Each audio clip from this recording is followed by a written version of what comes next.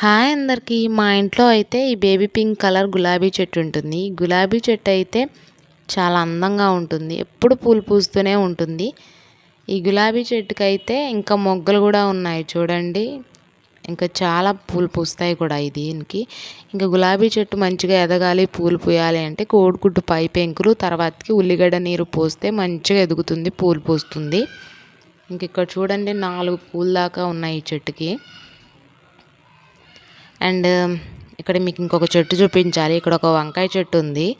ఆ వంకాయ చెట్టు అయితే చూడటానికి చాలా చిన్నది, కానీ కాయలు చూడండి ఎంత పెద్దగా ఉన్నాయో. ఇవి రెండు కలిపి 1/2 కేజీ సుమారు ఉండొచ్చు ఈ కాయలు.